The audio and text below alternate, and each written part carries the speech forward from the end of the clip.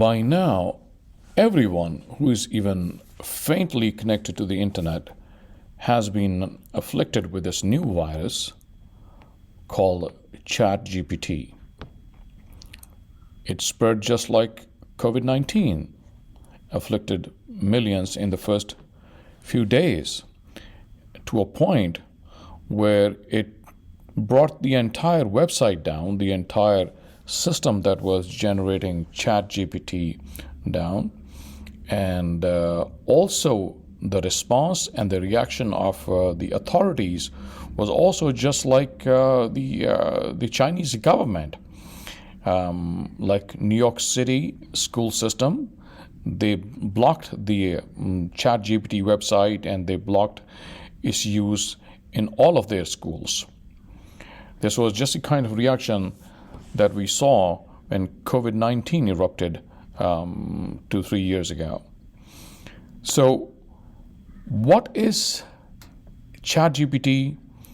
And in spite of all the concerns and the apprehensions about the use of ChatGPT, how we can harness the learning powers of this beast, and how we can make use of the powers in matters of learning and teaching in schools. And because ChatGPT started as a text-based, a natural language generative application, so the first concern, the first hue was raised by the teachers, especially the teachers of language arts, because they thought that this is going to impact their employability, whether there will be a need of teachers in schools, in colleges, and universities, because ChatGPT was able to generate responses in the natural language format of an essay or bulleted lists, or in the form of proper paragraphs that was not possible before. So today what we're going to see, we're going to find out, are those concerns real, and how these concerns have been amplified and magnified from the real concerns, and also how we can bring out those changes in our methods of teaching and learning, so that we could, instead of being scared of this new technology, we should be able to harness the powers of what this technology can offer. Remember that when the television came out, and the concerns of humanity at that time were that this will turn people into couch potatoes. Yes, it did impact the lifestyle of many of us, but it also brought the richness in our lives. And the same thing was when the calculator was invented, that this is going to diminish our cognitive faculties, our thinking faculties, our mathematical computing faculties. How far that came out true, that is also in front of us. Yes, now the calculators, and same thing with all the other technology. So I would strongly, in the same spirit of caution and taking a step back and let this phenomena run its course, and then decide whether we need to block it, reject it, or somehow discard it. Today I'm going to show you, especially from the perspectives of high school English language arts teachers, what this technology can offer them. So let me show you some of the examples here. I have opened this ChatGPT in front of me, and naturally the first instinct that was before me, that I want to know what are the major concerns about using ChatGPT in high school education. How can we address those concerns and all that? And how can teachers detect if a student's submission is really his or her own, or if it has been generated by ChatGPT. ChatGPT itself is now offering me all the responses to my concerns, to my questions. And this is briefly summarizing in the first paragraph, is summarizing the concern, the major concerns are that there's a potential for students to plagiarize, and this will have some impact on the students' long-term ability to use language in the proper context, because they are not practicing it. So how we address those concerns is to make sure that students know when to use and how to use ChatGPT. The benefits of using ChatGPT in high school education is to give them the tool of assessing students' understanding of a concept. The students can generate examples and non-examples of a concept to see whether what they understand, what they think is the definition or the explanation of a concept, whether that is true or not. The ChatGPT can actually analyze their submissions. You can feed an essay, and ChatGPT will analyze it to either a teacher-created rubric that you can submit. All right, I have submitted a certain rubric, and see if a particular essay or a short story or a submission meets the requirements of that rubric or not. Pretty sure I have some samples here. So here, I actually asked ChatGPT to create a rubric for high school writing assignments. So I asked ChatGPT to do that for me. And what you're seeing here in the form of this table is a fine rubric, that is not only covers all the aspects. These are the repetitive, redundant activities that teachers was doing in the past. That, all right, what are the criterion of assessing or evaluating a writing assignment? For example, the first criteria is showing you show versus tell, whether an assignment is showing or just telling. And then you have four different levels of competence or the skill level. So you have the usual stuff, these usual levels that you used in routine assignments. Those are here along with their descriptions. So show versus tell and is being categorized or is being evaluated as excellent, good, satisfactory, or needs improvement. The second criteria is emotions. How well a student is using emotions in their writing. Another criteria is the ability to explain a conflict in that writing. And then how well the student's voice is being embedded. And the next criteria is the point of view. What point of view the student is using? Is the student maintaining a certain perspective or just hopping from one perspective to another? And then we have the setting, the background of an assignment, and finally the dialogue. Is there a dialogue? Now remember that this particular rubric is not for an essay. This is for generic writing assignment of all kinds. And ChatGPT is telling me that these are the four different levels of expertise that the students are supposed to be matching the excellent level of competence, but wherever they fall under these four areas you can see here. Now, the next question I asked ChatGPT is, suggest me some sample creative writing assignments for high school students. I'll look at the quality of writing assignments the teachers would take forever to come up with. So instead of investing or spending your cognitive and your thinking time and energy on planning a lesson, it is giving you a baseline, it's giving you all that needs to be done. So it is primarily, remember that now we are moving towards student-centric education.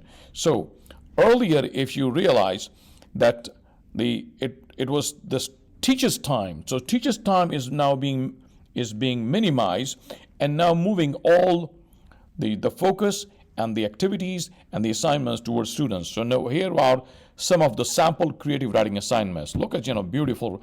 Write a short story about a character who is living in a world where technology has surpassed human intelligence, ChatGPT, for example. The story should explore the character's reactions to this new reality and the impact it has on their life or lives. And so far, then write a descriptive poem, write a script for a short film, write a personal essay, write a fictional diary, write a letter, write a play, write a creative nonfiction piece. So look at the variety of assignments that you're getting already churned out for you. So you have 10 of these. These are just some of the sample examples. Now, then I asked ChatGPT to write a short story about a character who is living in a world where technology has surpassed. Remember that this was one of the writing assignments that ChatGPT suggested. So I said, all right, can you write a story based on this assignment? And lo and behold, ChatGPT wrote a very fine,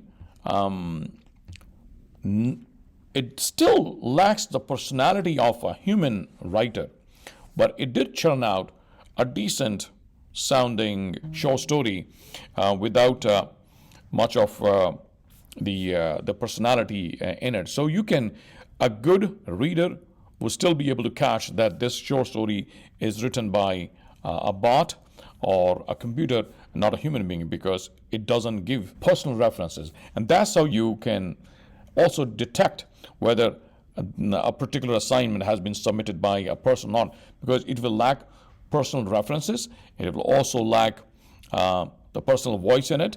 And this is exactly what you need to see in a human-generated assignment. And I believe ChatGPT has a long way to go to include that personal touch or the personal feel in any kind of writing. And this could also be one of the ways to encourage students to modify the nature of your assignments. In the past, the assignments were too generic, and the technology was not there for students to kind of rely on the tools like ChatGPT. But now, this is the time when the teachers would have to reevaluate the nature of their assignments. It's not the way you teach, it's just now you know that, all right, this is the foundation that has already been set for students. How can I build beyond that foundation? That is the question. So, what I asked now in the next question, what I asked ChatGPT, that, all right, you wrote this short story, thank you very much, you have submitted this short story. How would you grade this short story on the rubric that I showed earlier in this chat? Now, ChatGPT remembers what the sequence or what came earlier in this conversation, in this chat. So what it did, it simply went ahead and started based on that criteria, and the 1, 2, 3, 4, 5, 6, 7, 8, 9, 10, and 11 aspects or 11 criteria of writing. It started gathering all of that, and look at that in the next column. It started grading it, and it graded it as show versus tell. It was all showing, not telling, excellent, and that's how it graded automatically. So you can also save your time of grading a student assignment. If you have, let's say, 150 essays to grade on any given week, wouldn't it be great that you can feed those essays in ChatGPT, generate that whether this matches the rubric that you set, and then have a conversation or give precise, actionable feedback to students that students can work on and can build on. So, and also in addition to grading it on rubric, it also gives a narrative feedback in the form of one paragraph here. Very fine and time-saving tip. Now, I asked ChatGPT, how can you tell the story that you just saw? It was written by a ChatGPT and not a real human, and it tells you, like we discussed earlier, that it tells you that it lacks originality, it lacks personal experience. You won't find many errors, spelling errors, grammatical errors in a machine-generated response, and that's what makes it different from a human-generated response. And there won't be much of a cultural context there. Wherever you are, your surroundings, your environment, there's no reference to that, and that's how you know it. And this was all about language arts, but the same. I did try a couple of sample questions about other subject areas like mathematics. That I'll discuss at another point. Right now, I just wanted to focus on language arts and the text-based assignments so that you could see the potential as well as understand the concerns or the apprehensions about this very powerful tool of generative natural language communication system. It's also telling you now, as a starting point, ChatGPT is suggesting some ChatGPT assignments for students in language arts classes. That what assignments you can assign them and ask them to use ChatGPT and come up with the responses. So here are some sample assignments English teachers can assign their students. Writing prompts: give students a writing prompt and ask them to use ChatGPT to generate a short story or essay based on the prompt. The teacher can then provide feedback on the student's use of ChatGPT to generate the text. And then you can also ask summarizing. Have students read an article and story and ask them to use ChatGPT to summarize the main points. This can also come in very handy for reading resistant students. If there's a longer text and you can't get them started, you can always ask them, all right, go ahead and get a summary of this. This is more like a Blinkist version of the longer read. Although there's no alternative to an in-depth longer read, but it's a summary or a Blinkist form of analysis is better than no reading at all. So this is how it can go. It can also give them the language practice. Students can submit their sample assignments and get feedback from ChatGPT and see if the feedback that they're getting on their own. So this not only in class but at home. Some practice assignments, if they want to create an outline for an assignment, that writer's block, they don't know how to start. This is, I think, the first tool that should take care of the writer's block, once for all. On any given topic, all you need to do, give me some ideas about the Ukraine war, or give me some ideas about how the things are going in the Middle East. Give me a background about the Russia-Ukraine conflict. So all of these assignments where you don't have any base point and any foundation knowledge, ChatGPT can give you the basics or create even an outline for you to go ahead and start building on that. So the bottom line is, there's nothing to be scared about. There's nothing to be intimidated about. This is a very powerful tool to enrich your mind, to lift your thinking from getting stuck in the basics, in the rudimentary level of any kind of a topic or conversation, and take it to the levels which can generate interesting and appealing assignments, and also enrich your conversations with tools, with proverbs, with examples that were not possible before. So go ahead and try out ChatGPT, but it all depends on the quality of your questions, how relevant and detailed and probing your questions are. This is also one of the skills that students can learn. ChatGPT is not something that will just churn out in-depth responses to very shallow question. Your questions have to be deep enough, have to be investigative enough, and should show the cognitive depth before you can have cognitively deep answers from ChatGPT. So until next time, bye-bye.